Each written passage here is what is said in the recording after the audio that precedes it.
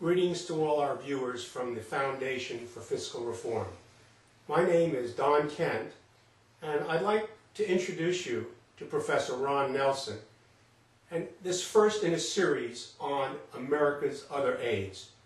Ron, tell us about America's Other Aids. Why don't we start with the A? Okay, Don, the Other Aids is really a feedback from the readers of the last 2.5 years of the newsletter of our thousands of readers all over the country. And the A stands for apathy. And we feel that that's a pervasive phenomenon throughout the country. And we at the Foundation, through our macroeconomic outlook, our newsletter that we send weekly to our readers, are attacking the apathetic problem that exists in this country.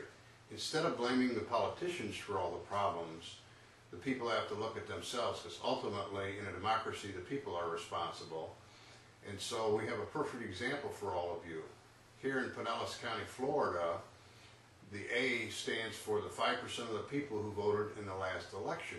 We had a tax increase. It was called Pennies for Pinellas, and 5% of the voters showed up.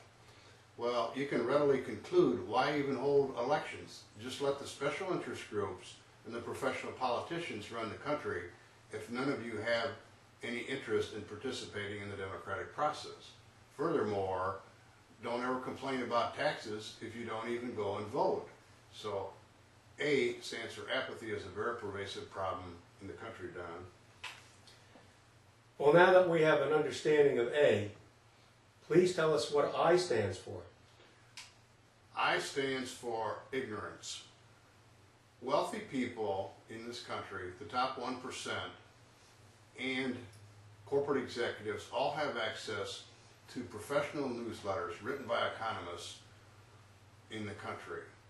Most Americans, 99+% of you in the American public, do not have access to these. They pay thousands of dollars a year to people like me to give them economic analysis and financial analysis that will affect their business, their investments, and so on. Most of you never see it. You read the newspapers, you listen to TV, you listen to the radio talk show hosts, and none of those people are qualified academically or professionally to speak in depth about economic analysis and financial analysis.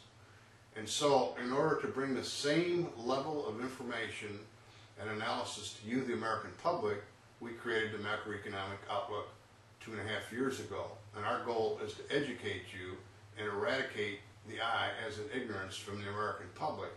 That'll put you on equal footing, number one, with wealthy people, and number two, there's no doubt in our mind that you'll be able to make better decisions for yourself and your family because you will be better informed on these matters. And so you can see that that fits right into our goal of educating people to becoming better informed so they can make better decisions. And so that is the essence of the I, Don. Well, now we have apathy and ignorance, Ron. Our viewers are anxiously anticipating the D. Okay, Don, the big D, as we call it, is denial. The classical American example is the woman puts on her clothes, or the man puts on his clothes that are made in China. He picks up his or her Korean electronic device, takes it out, gets in their Toyota car, and drives to Walmart to buy more goods imported from Asia. And they all yell, "Just me, what difference does it make?" Well, let me tell you what the difference does it make. We have 300 million just me's in this country who do not want to take responsibility for their purchasing behavior.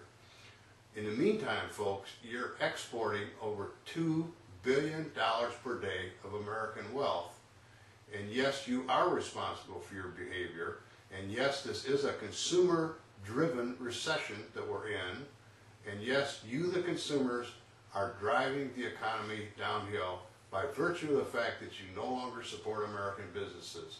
You want everything imported from Asia, you want Arab oil, and the bottom line is it's all very self-serving and also very destructive, because we're all operating under the myth that somehow we could export enough services to offset the importing of all the Asian goods.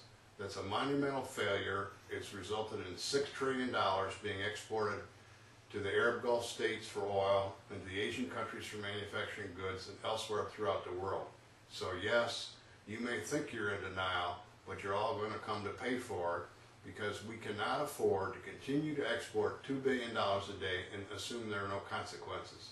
All that money is going to come back here eventually, and we'll have new owners for all the economic institutions in this country, and those owners will not be Americans, Don. Thanks, Ron. We have covered apathy, ignorance, and denial.